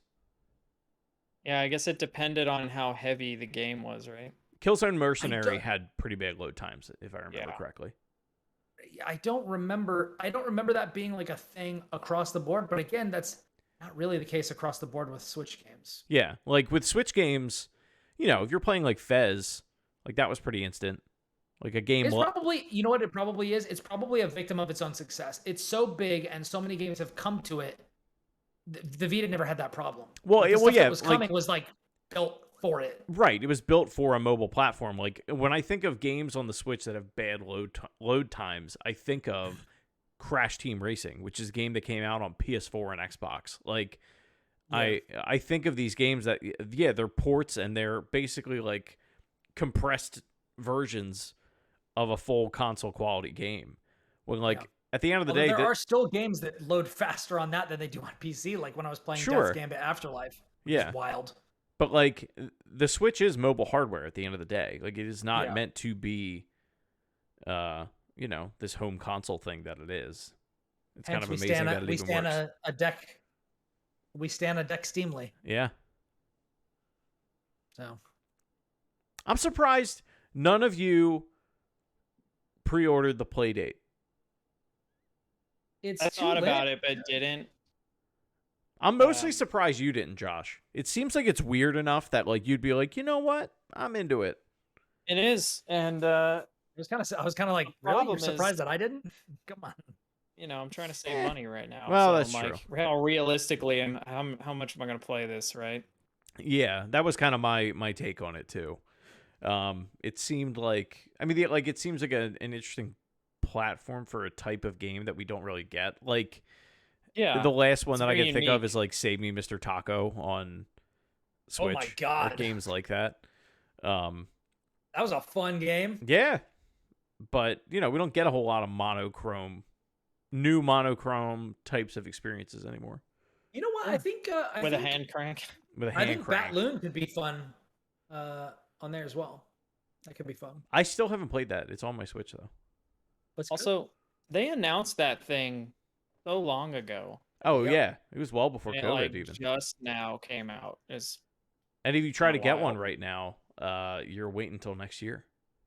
I'm really Yeah. surprised, honestly, that the Analog Pocket beat it out. To be honest. What I'm as far not. as release? Yeah. Oh, I'm not. No. No, not at all. I I mean, mean, to be frank, I forgot the Playdate even existed until recently. I was like, oh yeah, that thing with the hand crank. I forgot all about that. yeah. Now analogs, they've released other products. Like they have an assembly line Yeah. already. Like Playdate's a brand new company. I guess that's fair. That's fair. I guess it's just because to me, like the Pocket is so much more ambitious, and the Playdate seems like very straightforward. The build quality seems very high, but It's It's what, just like a- $180? some I don't know. Yeah, That's a lot. I'd pay like $100 for it. I wouldn't pay what they're asking. Which Even probably that's, like, sounds a mean lot of me. to but me. But like it I doesn't mean, have a it's- backlight. Like Of all of us, you're It the one who's doesn't? into this kind of kitschy stuff. no, I definitely am. But it's like it makes the me a little less. and I think excited that's for a good point though, Brian. Like I am the type of person that like I just love hardware. This is for you. This is totally Yeah. for me. And it's like I love the release schedule or like the release how they're doing it where it's like this season pass type deal. Like every week Yeah. you get a new game, it just shows up on the device. Like I think that's really cool. That is very cool. But they couldn't get me, and that is a little concerning. But they're sold out You'll till buy next anything. year. You're a I fool. will. I'll buy anything. Like but I'm a crazy person. But they they couldn't get me. But they're sold also out till next just- year. It's another thing that, how long until there are no games for it? Right. It's they can promise that many games, but then it's like there have to be people making those games, Right.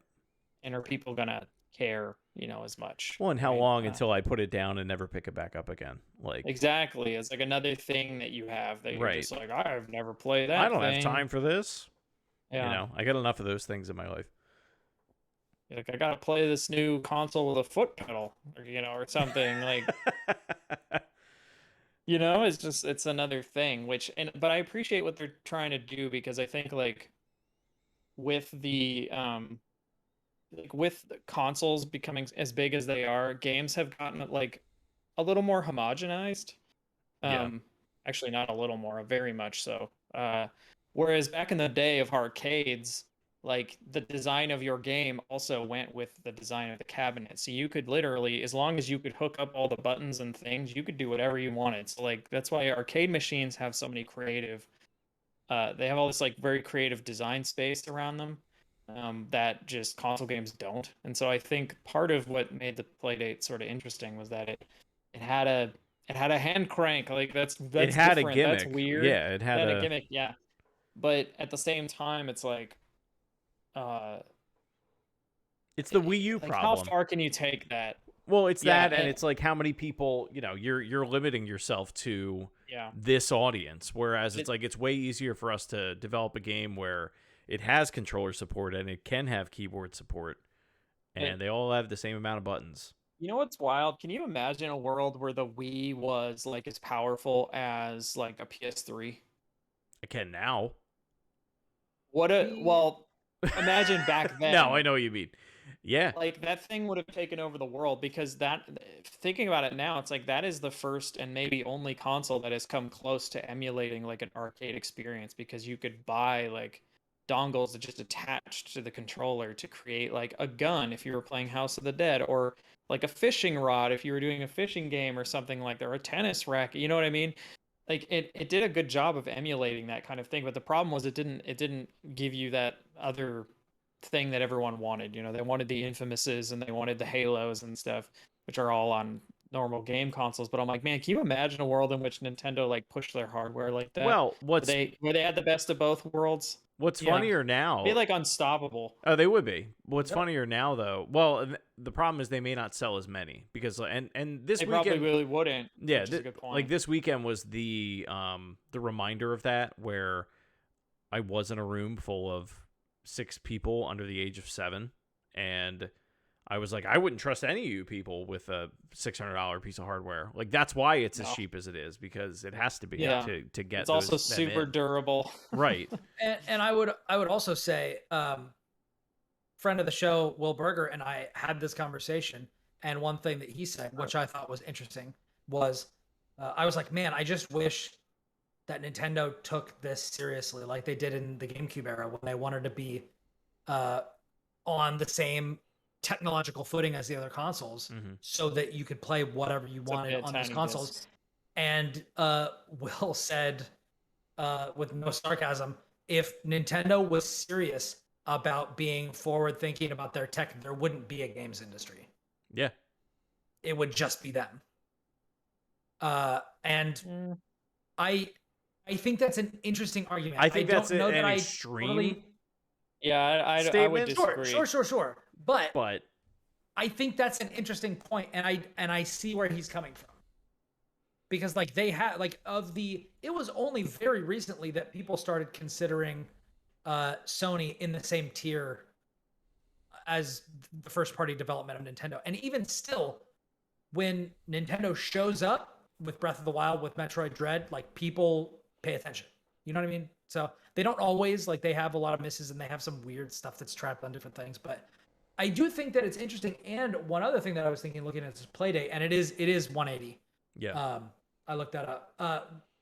The thing that I think is the most interesting about this is looking through these games, I get the vibe that I did when I played the first Nintendo console, where with the Switch, it is portable hardware, but still there are a lot of known quantities, right? You'll get your support from Ubisoft, but they're Ubisoft games. We know what we're getting. We get Nintendo first party. We know what we're getting. They can be weird sometimes. You get your Splatoons and stuff, but generally, you know what you're getting. Looking at this roster of games, I have no idea what any of this is, which leads me to be like, Flipper Lifter? Sure, I'll try that. Demon Quest 85? Yeah, okay, I'll check that out. Like, that weird kind of frontier, much in the way that like Breath of the Wild, the game took us back to, there's not a bunch of temples that you're going into. There's not like 8 temples. This is not formulaic anymore. This is a new thing. It's the wild. I'm letting you loose. Just go and check out what looks interesting. Like this kind of makes me feel that same way. It's like going on to Itch, or something like this, where it's just like, there's a bunch of stuff and I've never heard of any of it. And I have no frame of reference. Like, let's just have the thing. Let's get into it. Yeah. It encourages that sort of engagement with the games that I actually think is really refreshing. Like it's in the way that it feels like the Playdate is trying to do, or the console space, even the portable console space, what indie games have been doing for like genres we love. Yeah. Like Minute. Like when Minute came out and it was like, it's kind of like Zelda, but with a very weird twist on it, you know? And it's just like, oh, that's interesting. Or, you know, you play like some tiny game that nobody, like I'm playing this romance simulator. We played Loop Hero. Like there's just all these weird ideas. And like, I'm just imagining that a lot of these games on Playdate are going to have some really weird, cool ideas. Mm-hmm. And They I will. think It's just a shame I think that that novelty is, they'll be kind of hidden, right? yeah, I feel like that novelty is what it has to offer. You know, that's what you are paying for, is like a lot of weird stuff. You know, what is spell corked? What is boogie loops? I just worry about like them being able to keep up with stuff, and maybe that's not the goal, right? But I also, you know, it's one of those situations where like, well, how many developers just don't use the crank at all? You know, I mean, some of them don't. The 2 buttons. Some of them probably won't, right? Yeah. And but then it's at that still point, like a you're like, classic well, Game Boy. Yeah. 2 buttons and a D-pad. You know what, There though? are plenty of great games on there. And I'm not trying to dunk on this thing at all. Like I love hardware. I'm not trying to I love either. your I hardware. think it's neat, and I just think it's a little expensive for not having a backlight, like a bare minimum, right? I think the form it factor would be incredibly satisfying in my hands. No, like, that's the. No, I mean, it looks like it would feel good, like a quality product. Sure. Yeah, it looks like the crank would just be buttery smooth. I think the build quality is like supreme on that thing, but I think it is way too small of a device. Yeah. Like any videos I've seen of people holding it, I'm like, I feel like I can play this like for 10 minutes at a time, and then my hands. It looks like up. the size of the Pikachu Tamagotchis from back in the day. Yeah. They're like kid sized. Like if I was giving this to a small child, sure, like they'd be they'd have a great time. But has anybody done? I'm gonna look up and see if anybody's done a Playdate versus a Game Boy Micro. Game Boy Micros are awesome. Someone has. They probably have. Yeah. I wish I could get my hands on a Game Boy Micro. They're expensive. They're expensive. Yeah. They're not like incredibly expensive, but they're for what they are. Like. Yeah, they're more expensive than I'd want to. I mean, that's You'll one be of surprised. Yeah, that's one of the only Game Boys I don't have. Because I'm all like for years I've been like, when it gets to like this price, I'll get one, and it's just never happened. Yeah, because they're like they have really good. I think that the thing that people love about them is they're really tiny. They have a rechargeable battery, right? They have a rechargeable battery, really good pixel density because it's so small. Yeah, it's like even smaller, so the resolution feels like way higher. Yeah. And then it's small, like it fits in your pocket, right? So like people can just toss it in a backpack in like a front pocket or something, and they're like, oh, I want to dick around in Mario Advance 2 or whatever. They can just pop it out, which I think is great. God, I do kind of want one of those, man. But what do they go for? Do we know? They're like 80-ish, I think, like $80. Oh, that's actually way cheaper than I thought it was. Whoop. There goes my browser. Maybe I'm out of date, but like back when I was first looking into them, I was like, oh, these is like $80. I bet you buy this. They're less now because of $170, $200. Woo. This one's $110. Oh, that's a bid. Yeah, this is always around where I see it at. That's more than I thought. That's that's even worse. I was gonna say at I that thought point they it's were... like you might as well go all the way and just get an analog pocket, right? Oh yeah. Yeah. Those are $220 and they do way more. And you can it has like firmware and all these ways to emulate games and stuff, so you won't have to buy the cartridges if you don't want to. Yeah.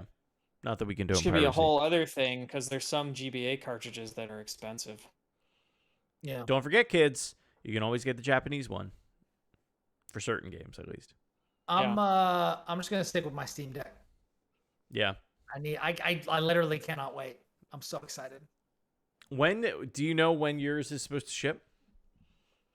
Weren't all of ours in the same period, like Q2 or whatever? Well, we did that. There's that calculator out there on GitHub that somebody made, where you like do a bunch of like praise the sun and do 10 jumping jacks and copy some URL and then throw it in there, and it like spits out a week in Q2 that it's supposed to ship. I think mine's in like May. or something. Mine is expected April through June. Yeah. So coming up. I don't think I'm gonna buy mine. Not because I don't necessarily want it, but just because I don't think it's like quite where I want it to be yet, just based on all the videos I've watched where it's like, yeah, all the games that are optimized for it run, but I'm like, but I mostly, it's funny, I'm part of me is like, I mostly want this for emulators. But at that point, I also have a PSP like right over there. I could just be playing my PSP, right? Which honestly, So, like, does a great job at emulation. yeah, so and also I'm trying to save money for trips and stuff. So I'm like, what would I rather have, like this cool vacation in the future or this thing that I might play for a week? Right. Right. I totally get like, that. So I'm kind of like juggling, but I don't think part of me is like, I'm probably not going to get it. Like I'm saying 90% probably not going to get it. I will say, as we get closer to it, my hype is diminishing, which is sad for me. Man, it's because am you've I the seen only one people... whose hype is like building? No, I It's mean, because I think we've seen so many people who have it and they're showing off all of the like problems with it, It's which not is making it more real, I guess. it's not even that for me. I think I have, and I say this literally every week on this show, I have so many games and so many different ways to play things, and I get like 2 hours a week to actually sit down and do it. Like, I'm still playing Hollow Knight. That game is not that long. And I just built, fairly long. beat the Soul Crusher. I don't know, whatever his name is. Soul Wizard? Yeah, the Crusher. Soul Crusher. And the guy who gives you the down A attack. The wizard on the roof? Yes, I just beat him. Yeah. Yeah. Dude, he was tough for me. That's a great boss fight. Yeah. But like, Dude, I have that, and I have this I'm real whole. proud of you. Thank you very much. I have this whole slew of games that like I want to get through, and then I'm like, yeah, let me get this other thing, and I'll play other stuff, and I'm like, but like, I already have all this stuff on Switch, you know. I will say, like, I did do part of the office setup with getting this in mind. Like, it's got its own HDMI cable, but Hey, yeah. But at the same time, it's like, do I need it? Probably not. I don't travel. I don't go anywhere. Man, to me, it is like all the times when I'm like, God, I gotta cart my stupid laptop up to the second floor, plug it into this side TV, and play this game that I'm reviewing. That's like a very easy to run sort of a thing, but like I still gotta do all this stuff. I gotta move all this stuff around. Whereas like just being able to pick up a Steam Deck and then just do it. It is gonna streamline so much of my playing games, whether it's for stuff for review or just stuff I'm trying to catch up on. Like, it's been so easy for me to just have like variable Barricade with me as I'm like going over here, or during my little breaks or bathroom breaks, or like during lunch or whatever. Like, just being able to pick up and play little bits here and there. If I had to sit down and play this somewhere at a dedicated like location, I wouldn't be able to play nearly as much. I wouldn't be almost done with this game. I'd be barely beginning it. So for me, I'm waiting. I'm gonna be able to play Danganronpa 3 once this thing gets here. Mm-hmm. You know what I mean? Like, I'm gonna be able to play. There's so much. I'm wait. This is the key that unlocks my ability to play all these games that I want to play. Honestly, for you, I just hope it is. Like, I don't want you to get this thing and then be crushed. Well, no, you don't. Work, right? No, like, my biggest fear is you're going to be like, hey, so I'm trying to install this package manager in Linux. Like, how do what's Flatpak? And like, you're like trying to get all this stuff to work. Here's the thing for me, like, and this is, I think, the thing that differentiates me from you guys is that I'm not looking to do anything with this thing except play Steam games. No, and I understand that completely, and that's the point I'm making, is that not all these games are going to work right out of the box. Like, we already know that that's the case. Even if it's verified on deck, like, it doesn't necessarily mean that it's going to run properly. Famously, Dota 2, a Valve game runs like shit on it, right? Because it's not online optimized game. I don't at all. Really care about that. But still, like, it's their product. You know what I mean? Sure. Yeah, I get it. It's not a great look. Yeah. But I'm of the mind that, like, they're gonna keep making these things. I don't need to get it right now. Like, down the road I can get one at some point, probably, because they're gonna, if this thing is successful, they'll make more models of it that are like better, and I can get one at that point, right? Like I don't feel the drive to get this thing like right now. It feels very much like an Oculus Quest situation where like I'm be honest, you just want to play while pooping. Mom jump in the chat. I'm going to get it. I know I am. I'm going to get my pre-order, but it does seem like an Oculus Quest situation where it's like the first one comes out. It's like, all right, it's got some things that, we really, really like. And then they'll take some things away and they'll put some new things into it's like a Gen 2. And that'll be the one that like really takes off, I think. Not that I don't think this one, I think this one's doing very well or better than they expected. Yeah, it's not even like really, it's out, but it's not really, We can't even get them. Yeah. Like, they're selling all of them. But a lot of that, I think, is supply chain issues and COVID and et cetera, et cetera. The same crap we're hearing about everything. Even if it's not everything that I want, and I'm sure that a version 2 will be better. Even if it's like not optimal, this is, I mean, if this works even 75 to 80% as well as I'd like, it's going to give me something that I've been wanting. Yeah, I think out of the three of us, for like half or a third the price of a really good gaming laptop. Yeah, I think out of the three of us, you are the one that it makes the most sense for sure. I've always been a huge portable gaming guy. Well, you've been a huge portable gaming guy, and you've been beating the Steam drum for how long? Where like, this is where I want to play all my stuff. Yeah, hey, it's a wonder when somebody respects your purchasing decisions and when you buy something, you have it. Lets you keep it. It makes me want to stick with them. Yeah. Crazy, right? Yeah. And it's wild. Sony had that shit to lose, by the way. I would love to say that Nintendo isn't going to do the same thing to me, but I know they are. They're gonna. But I love. It'll be a completely different cartridge. Whatever the next thing is. But I love playing Hollow Knight. That's why I'm not buying all these ports. But I love buying Hollow Knight on my Switch or playing Hollow Knight on my Switch so much that I don't even care. and that is like, this is the thing for me. And I wish there's a very, very deep part of me that wishes that I could be that way. Yeah. A part that is very, very deep, like just left of center in my heart. Not quite dead on, because that's the part that's like, fuck you. You betrayed me for the last time. I'm not giving you any more money unless I have to. I'm getting that way with Sony.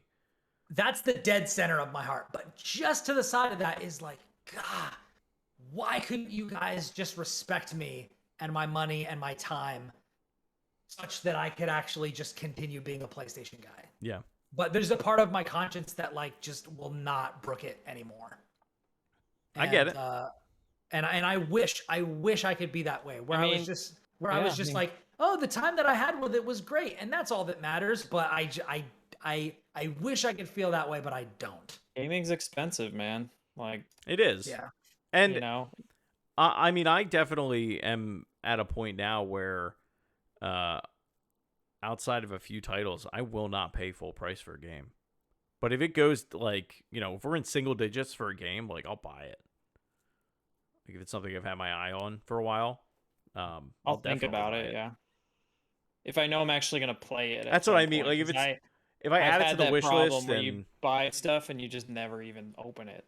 I mean, I've done that, but no, there's definitely I think I've gotten better about like making a wish list and like going through it every once in a while and being like, you know what, I'm never gonna play that, and dropping it. But I think that's like, I feel very focused in what I want to play right now, which is good. Yeah, it's just Good place to be. I need this room to be done so it doesn't look like I live in a war zone, and then I can actually play things again. Yeah. My biggest problem is that I've honed in on like two things that I want to play, and I've just not moved on. Like, I still want to play Elden Ring. I still want to play Guilty Gear. Guilty Gear is a fighting game, so like that's fine. That's what you always have that. You've always had that going on. But like, I've played, man, like 250, almost 300 hours of Elden Ring, Yeah. something like that. You're shaking your head, And- Destiny, man. Get out of here. No, I was just saying that's insane. Like, It's insane given when no shame. it's come out. Like, But I mean, I worked on it. Like I've worked Yeah, two you different also projects worked on on it, it. Sure. and I That's platinumed different. it. You know, yeah. Yeah. and I'm playing it on 2 different platforms, so Yeah. with 2 different groups of people. So, but like I just want to keep playing it. You know what I mean? So it's like one of those things where it's like I'm playing Guilty Gear. I'm getting better. I've got my main. I'm playing biking. I'm having a blast. Parrying people left and right. And then I'm playing Elden Ring because I just can't get enough of that game. And then I'm trying to squeeze time in for stuff I'm reviewing, you know, and then there's like the stuff that I'm doing for work. So it's, you know, there's very little time because the stuff that's out right now that I'm feeling, I'm really feeling. So it's, you know, it's like, it's like how it was for like how many years when I was playing Dragon Ball Fighters every day. Mm-hmm. I haven't played Dragon Ball Fighters in weeks now, I think. But Yeah, I mean, I enough feel like time. you really haven't since or much since Guilty Gear came out. But no, I mean, you were playing that game like you came to Philadelphia. You were playing that game on the Switch in the car because you were just like, I'm just practicing. And I was like, all right, dude. You do I mean, I you." love it. City. yeah, I love it. But yeah. But it's You got good. Yeah, to and know there's that. a lot of cool stuff coming out. I mean, I looked at the, you know, we've talked about this before, but if you go to if you search Game Informer video game release 2022, they have a great rundown month by month of all the stuff that's coming out. I've been Yeah. looking at it, and like, there's a couple like re-releases that I'm like open to, like Disgaea 6 Complete. Like I played Disgaea 6 on Switch. It's coming to Steam. Disgaea 6 Complete in the next couple of months, and I'm like, yeah, I could get into that, like, again, just like to have it on Steam and maybe play it again, but like I tried to do that with Disgaea 5 Complete and didn't get all the way through it, you know. So there's a couple of other things, but there's not much that I'm like really feeling. Well, there's also you know, there's just not a lot that we know about. Yeah. Um, And I was also literally looking at it. E3's I was not talking happening to, this year, so it's very interesting. Like, it's we're gonna probably be not going to hear about things. Like, we're going to hear about them really like spaced out. I think it's just very gonna be, like, spaced yeah, out. random Everybody's like drops. going. Everybody's going to do their own shows. Jeff Keighley's going to do like 3 different shows probably. IGN Yeah. is doing Summer of Gaming again. I'm sure GameSpot will do something. Yeah, like we have like Whatever Mario they Strikers. did, I don't remember what it was, but Yeah, Mario might get Strikers. Mario is working coming on that out. was a nightmare. Saints Row is in August. That'll move. Saints Row, I think, is the next thing that I'm like legitimately interested in. Yeah, But but that's like August. August is 3 games, Yeah. and like that's it. Like For that. now. But that's what I mean. Like, there's no way that it'll stay that way. No. October has Gotham Knights. Wow, October has Gotham Knights and Forspoken. November is Is- only Starfield. Is this the year that Call of Duty Yeah, is I guess skipping, they'll or is start next year the year that Call of Duty? I think is it's I this thought it was year. this year. I think it's this year. Okay. Yeah. Yeah. I don't know. And It's Stalker wild. 2 is supposed to come out in December, which I don't think that game's coming out either. Yeah, I don't care about that, but yeah. Yeah, it's wild. I'm also one of the very few people who's like looking at what they're doing with Saints Row and is like, this looks way more interesting than what they've been doing. Oh, yeah. You know what? A lot of it, too, because now I've gotten to the bottom of the article and it's to be announced. That list is so full of great stuff. Well, and that list, like the list is very long, and I don't blame any of these companies for doing this because I Am Jesus Christ coming out on PC. Yeah. I forgot about that game. They definitely don't want to commit to any dates because, like, who the hell knows what will happen? Yeah. Like, how many And- companies got burned by that last year? Hollow Knight Silk Song, something I'm very excited for, very much looking forward to. Have no idea when it's coming. Yeah. No conception. Coming between tomorrow and the heat death of the universe. Yeah. Who knows? Mario plus Rabbids, I thought that game was already going to be out. There's no release date Yeah, for it. yeah. Spark of Hope. Yeah. Yep. No Crazy. idea. I'm looking forward to that too. You know. And in between now and then, I guess I'll just be playing more Guilty Gear, more Elden Ring, and catching up on some Game Pass games. You Yeah. know? Which is fine. But it is very interesting that now has become like the I mean, unless we get like some really weird surprise releases where it's like, guess what's coming out right now. It's Right this Final second. Fantasy VII Remake 2. Yeah, It's right. Like, whoa, what? You know, but like, We usually only get like 1 or 2 of those a year. Yeah. and they're usually not huge games. No, they're usually like HD re-releases or Yeah, something like that. stuff like that. Oh, you know what? I don't know. Was it? Did you see it on there? Shredder's Revenge. That That's doesn't something have I'm a- legitimately. Oh, I'm very excited for that, but that doesn't have a date I'm yet. legitimately really looking forward to that. Yeah. That game but was Is that that's separate from the collection, right? The, Yes.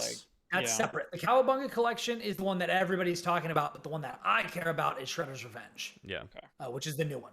Couldn't Um, remember. I may get the Cowabunga collection as well, because there's like most of those games I haven't played. I think I've only played like 2 of them. Those I Game played Boy one- games are expensive. Like Really? if you try to get the cartridges, they're like $400 a piece. I mean, not after this releases. Yeah. It's crazy. But yeah, I'm excited about that. I'm excited about Shredder's Revenge. That game looks awesome. And also like I think Blazing Strike is a fighting game that's coming out, and then there's like DNF Duel or whatever, which I know that like Mitch and Ronnie and them are excited about. By the way, went out to the Coral Sword in Houston and met with Ronnie. First time us hanging out in the meat space. Wow. And it was so fun. And I realized The I have meat not had space. I haven't had a purely you know what, this might not be 100% true. I was thinking this was the first purely personal, just for fun outing, like social outing, not family related, not obligation related, not like something that was set up, but just something I wanted to do for fun since the pandemic started. Wow.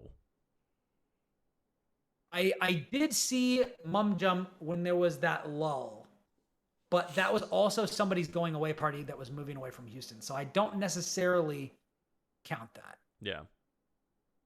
But yeah, oh yeah. Mum Jump and I went to the Coral Sword a few years ago to play Hearthstone. There you go. Back when I was into that game. But yeah, I don't have anything else for this week. I'm excited to get off the call so I can start romancing these boys. Get them. I gotta do it. The only other thing I will say is an update. I did get Super Meat Boy Forever. I brought this up Hey! last week. I did play it for a hot minute, and I did not like it at all. Oh no! No. Aw. It's very obviously like a mobile game port. Even like Did you refund it or anything? what's that? Did you refund it since you just played it for a hot minute? Yeah. It just wasn't Doesn't feel. I mean, it's not obviously the a very same- different slant on the same. it's game. a very different slant. Yeah, it's a very good way of putting it. And like I couldn't even figure out like the physics of it. Like Meat Boy, it's very clear as to like how you control that game, and like you know it. You know if you mess up, it's your fault. It's not the game's fault. And Does it not feel that way for you in this one? by the 3rd level, I was like, what am I supposed to do? Like, how am I supposed to do this? Because like Did you beat the climbing like chainsaw boss? I didn't even get that far. Okay. Like I literally couldn't figure out like how to navigate through the levels. Okay. Like That was the one that I played at PAX. That was the one that I played there. I played like the level you start going left to right and there's like buzzsaws and you're like jumping through gaps and sliding down things. And then at the very end of the demo was that boss. It's like climbing through a thing and you're like wall jumping and trying to smack these buttons and stuff. Super fun. I really enjoyed it, but you know, it just it didn't land for me. yeah, that's a shame. But that's all right. There's plenty of other things to play. For sure. Josh, do you have any final thoughts before we wrap up? Nope. No? That's about it for this week. Chris, anything else for you other than Super Meat Boy Forever? Time for bed. Yeah. Yeah, it's time for me to go eat dinner. And I'm gonna hold my final judgment for next week when I've fully beaten the game. But right now, tentative Catch the Fever for Variable Barricade. You feel something coming on. And it's me.